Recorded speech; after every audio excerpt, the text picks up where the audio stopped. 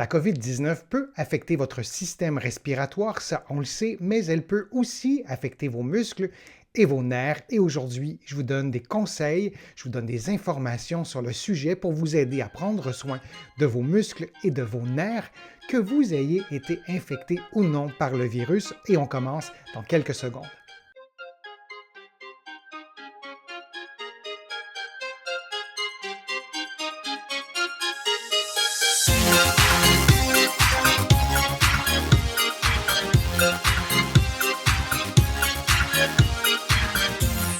Je suis Denis Fortier. Si vous êtes nouveau ici sur ma chaîne YouTube, je vous conseille de vous abonner en cliquant sur le coin inférieur droit de l'écran. Je vous invite aussi à activer les notifications pour être informé des nouvelles vidéos et je vous invite aussi à vous abonner gratuitement à mon infolettre en visitant mon site web, le www.denisfortier.ca. Vous êtes déjà des milliers à l'avoir fait. Maintenant, la COVID-19, bien sûr, elle affecte votre système respiratoire, mais elle peut aussi affecter la santé de vos muscles et de vos nerfs. Et ça, c'est important d'en parler parce qu'on n'en parle pas vraiment très souvent. Alors commençons par les nerfs. On sait que le SARS-CoV-2 est un virus qui a un potentiel neurotrophique, c'est-à-dire qu'il peut infecter directement vos nerfs. Et les nerfs qui sont les plus susceptibles d'être touchés par le SARS-CoV-2, ce sont les nerfs qui sont près de votre cerveau, les nerfs crâniens, en commençant par le nerf olfactif. Vous avez peut-être des personnes autour de vous qui ont perdu l'odorat après avoir été infectées au SARS-CoV-2, après avoir contracté la COVID-19. Ça s'explique souvent de cette façon-là. Il y a d'autres nerfs crâniens aussi qui peuvent être touchés par le SARS-CoV-2. Il y a 3 hypothèses qui ont été présentées par les scientifiques pour expliquer le phénomène. D'abord, comme je le disais, une infection directe, donc le virus infecte le nerf. Deuxième hypothèse, l'inflammation qui est déclenchée par la COVID-19, cette tempête inflammatoire peut aussi avoir des répercussions, des conséquences sur vos nerfs et les blesser en quelque sorte. Et la troisième hypothèse, c'est un phénomène de mimétisme moléculaire. C'est quelque chose qui est peut-être un peu long à expliquer, mais retenez que c'est comme le nom le dit, en fait, c'est que le virus va mimer des réactions qui se produiraient normalement dans votre corps et déclencher de l'inflammation ou une réaction en fait immunitaire qui pourra altérer ou affecter vos nerfs.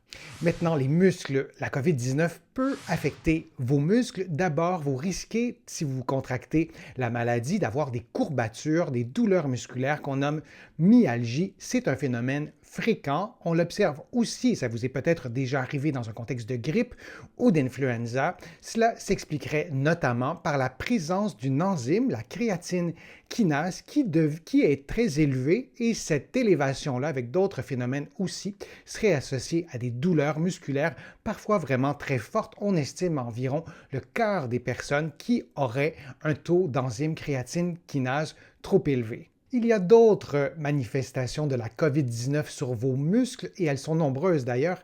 Allons-y avec l'atrophie musculaire, c'est-à-dire que la fonte musculaire, vous risquez en tout cas de perdre de la masse musculaire pour plusieurs raisons. Je vous en énumère quelques-unes. D'abord, l'inactivité. Si vous contractez la COVID-19, vous risquez de moins bouger, peut-être d'être alité durant quelques jours ou quelques semaines.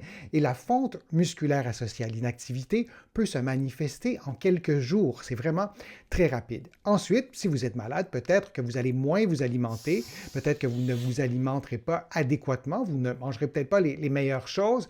Là aussi, c'est une raison d'atrophie musculaire. La perte de l'odorat et la perte de goût, souvent associée à la COVID-19, vous vous en doutez, va vous enlever le goût de vous alimenter correctement.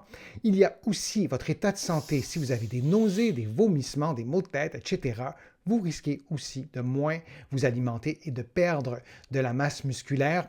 Et il y a aussi une hospitalisation. Si vous êtes hospitalisé, vous risquez encore davantage de perdre de la masse musculaire. Et il y a le syndrome des soins intensifs qui est associé à une fonte musculaire. Le fait de passer beaucoup de jours, parfois de semaines, aux soins intensifs a des conséquences ou peut avoir des conséquences sur votre système musculaire, sur votre musculature notamment parce que vous aurez pris certains médicaments qui peuvent presque paralyser vos muscles. On le fait dans un contexte thérapeutique, mais il peut y avoir des conséquences à ça. Le fait d'avoir eu une aide à la respiration peut aussi accélérer la fonte musculaire. Il y a d'autres raisons aussi. Alors, vous voyez, la COVID-19, sous différents angles, peut provoquer la fonte musculaire. Certains cas de rhabdomyolyse ont été observés dans un contexte de COVID-19. Il y en a peu, mais ils sont présents. La rhabdomyolyse, c'est la destruction complète de vos fibres musculaires, donc des muscles.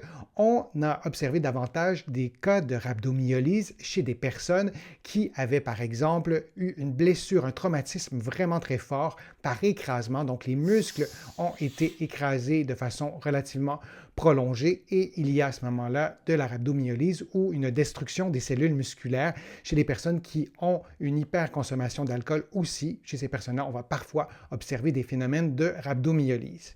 Je vous disais tout à l'heure que vos muscles peuvent être affectés par la COVID-19 même si vous n'avez pas été infecté. Cela s'explique par la sarcopénie. La sarcopénie, c'est une faiblesse musculaire, une diminution de masse musculaire, une diminution aussi de capacité fonctionnelle associée à l'avancée en âge. Il y a une proportion relativement élevée de la population qui, en vieillissant au cours des décennies, à partir de 60-70 ans et en montant, on va observer une diminution de force musculaire, de masse musculaire et de capacité fonctionnelle.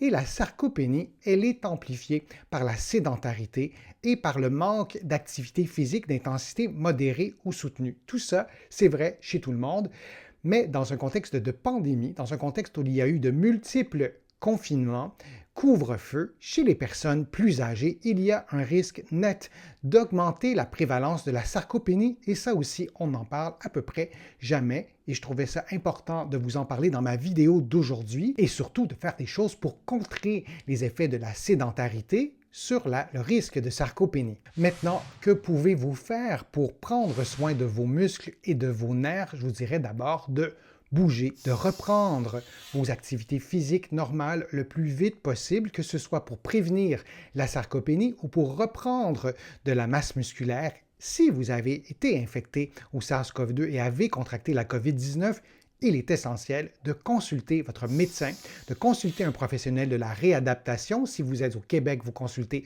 un professionnel de la physiothérapie. Si vous êtes de l'autre côté de l'Atlantique, vous consultez un kinésithérapeute pour avoir un programme d'exercice, un programme de remise en forme, de rééducation pour retrouver vos capacités physiques. C'est absolument essentiel.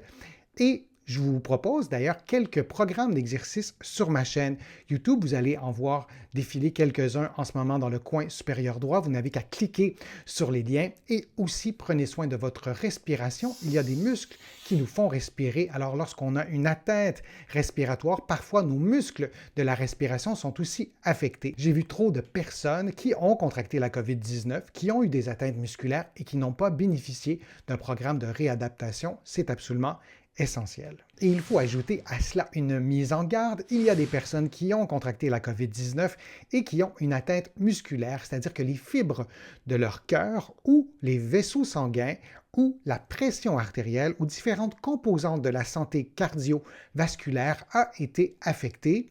Parfois, les personnes ne le savent pas, alors c'est vraiment important de parler de tout ça à votre médecin si vous avez des symptômes, si vous avez des douleurs thoraciques, si vous avez un essoufflement à l'effort, une dyspnée inhabituelle. Là aussi, vous allez trouver une de mes vidéos sur la dyspnée qui vous explique ce que c'est, comment la dépister.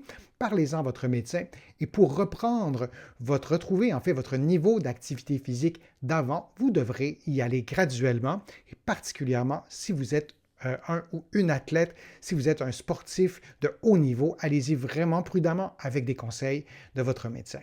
J'espère que ma vidéo vous a plu, que les informations étaient claires, précises. Si c'est le cas, je vous invite à cliquer j'aime, à la partager sur vos réseaux sociaux. Vous le savez, ça me donne plus de visibilité, ça m'aide à vous produire de nouveaux contenus.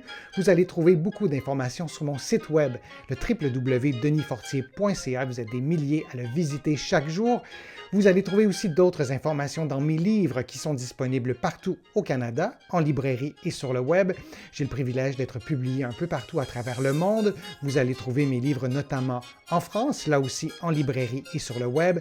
Je suis Denis Fortier. Je vous remercie beaucoup. À bientôt.